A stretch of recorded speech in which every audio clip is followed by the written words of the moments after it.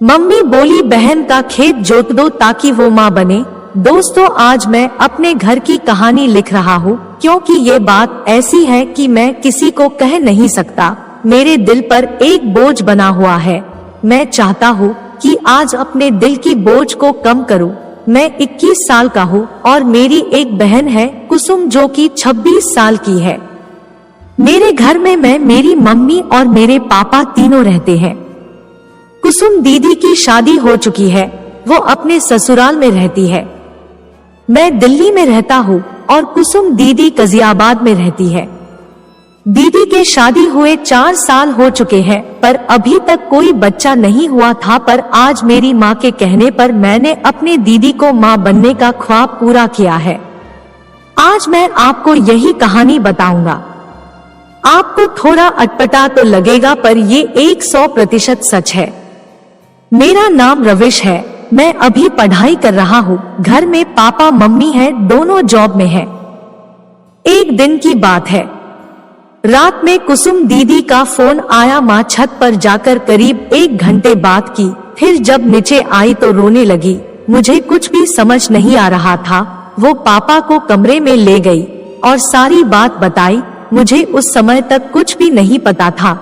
बस बाहर आकर मुझे बस इतना बोली कि कल तुम्हें कुसुम दीदी के घर जाना है, उसको लाने के लिए।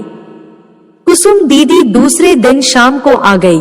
कुसुम दीदी जब कुंवारी थी, और सच पूछिए कि जब वो जवान हो रही थी तब मुझे उनको छूने का मन करता था। मैं कई बार उनको देखा जब वो कपड़े चेंज कर रही होती थी। तब मैं किसी ना किसी बहने कमरे में जरूर जाता जब कभी दरवाजा खुल होता था, क्योंकि मेरी दीदी बहुत ही खूबसूरत है। इतनी अच्छी है कि कोई भी आदमी देखेगा तो मेरी दीदी को पसंद करेगा। मैं भी करीब 3 साल तक उनके बारे में सोचकर मैंने 61-62 मारा था। मुझे उनके साथ प्यार करने का मन करता था। कई बार तो सोचा कि बोल दूं, पर मुझे बहुत डर लगता था कि कहीं वो माँ को बता दे तो क्या होगा। ये अरमान तो अरमान ही रह गए थे। रात को जब वो सो जाती थी तो कभी कभी उनके छू लेता। तो कहने का मतलब है कि मैं पहले से ही अपने बहन का आशिक था, पर कुछ कर नहीं पाया था। जब 3-4 दिन हो गया तो मैंने पूछा कि माँ, दीदी को क्यों बुलाए हो, वो भी इतनी जल्दीबाजी में। तो माँ कहने लगी कि उसका तुम्हारे जीजा के साथ लड़ाई हो रही थी आजकल, इसलिए मैंने सोचा कि चलो उसका दिल बहल जाएगा। फिर कुछ दिन के बाद एक दिन माँ मुझे पार्क में ले गई और बोली, देख बेटा, पापा आज नहीं है, इसलिए तुमसे एक बात कह रही हूँ। ये घर की इज्जत है, घर में ही रखना। इस काम में पापा को कुछ भी पता नहीं चलनी चाहिए। तो मैंने माँ से कहा कि माँ, कौन सी ऐसी बात है जो आप कह रहे हैं? आपके लिए तो मेरी जान हाजिर है, आप मुझे बताओ प्लीज। तो माँ कहने लगी, मुझे कुसुम ने बताया है कि वो अपने पति से माँ नहीं बन सकती, दिक्कत उसके पति में है। पर इस बात को उसके ससुराल वाले नहीं मान रहे हैं, कहते हैं दिक्कत कुसुम में है।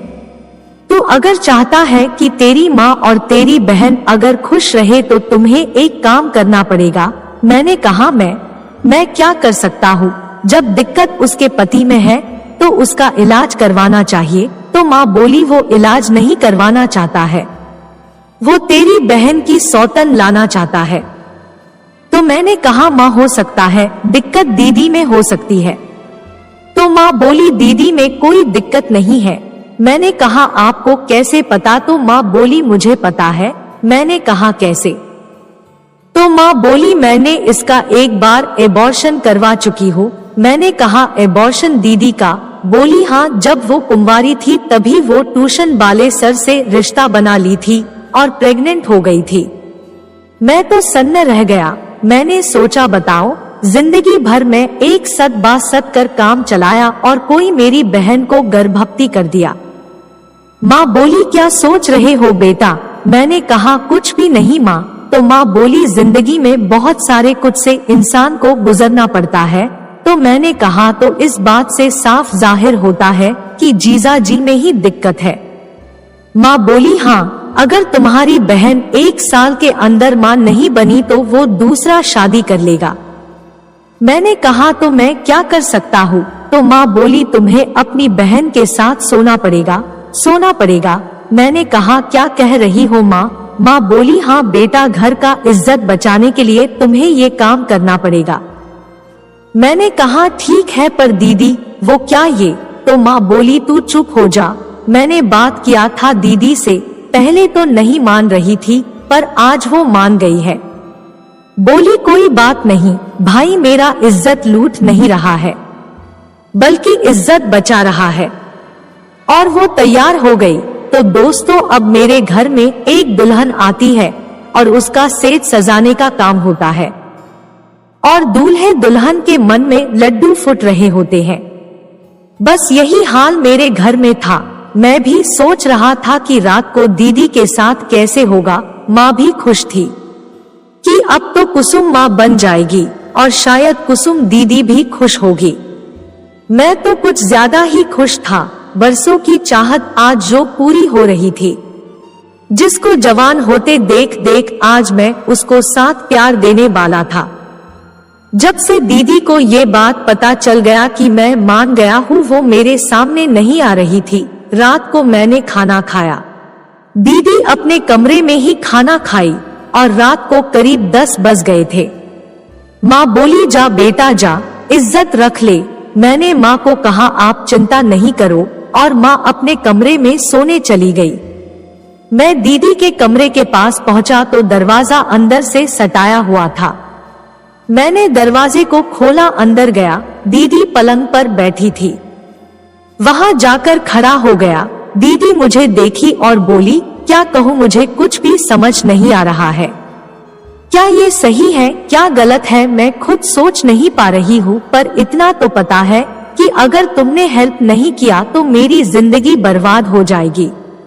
मैंने कहा दीदी आप चिंता नहीं करो, आप खुश रहोगे। और मैं पलंग पर बैठ गया और अपना हाथ दीदी के पीठ पर रखा। वो गजब की लग रही थी। वो नजर झुक ली, मैंने उनके फेस को ऊपर उठाया। वो शांत रही और मैं भी शांत ही रहा। कुछ भी जल्दबाजी नहीं करनी थी, पर किसी को जल्दीबाजी थी, वो था मुझे। फिर मैंने दीदी को अपने बाहों में भर लिया और तो आप लोग जानते होंगे क्या करना है। मैं उठा और दरवाजा बंद कर दिया और दीदी को माँ बनाने में लग गए। आज मेरा सपना भी पूरा हो रहा है। इस तरह रात में कई बार हुआ। फिर हम सब सो गए। सुबह जब हुई, माँ मुझे मिली, पूछी कैसा रहा। तभी कुसुम दीदी भी आ गई थी। मैंने कहा मुझसे क्या पूछती हो, आप इन्हीं से पूछ लो। दीदी बोली बहुत अच्छा रहा, आज तक ऐसा नसीब नहीं हुआ था। माँ बोली बस मेरा अरमान पूरा हो जाए और तेरा घर बस जाए, मेरी तो यही तमन्ना है। फिर क्या था दोस्तों, दीदी यहाँ 10 दिन तक रही और जितना हो सका मैंने उनके साथ प्यार किया। फिर जीजा जी आ गए दीदी को वापस ले जाने के लिए और दीदी चली गई। दीदी का फोन आया करीब 20 महीने बाद। माँ पूछी क्या हाल है, तो दीदी बोली खुशखबरी है, आप नानी बनने वाले हो। और दीदी मुझे थैंक यू कहा। फिर दीदी ने नवंबर में एक बच्चे को जन्म दिया। आज दीदी माँ बन चुकी है और उसके ससुराल वाले खुश है और मेरे घर वाले भी खुश है।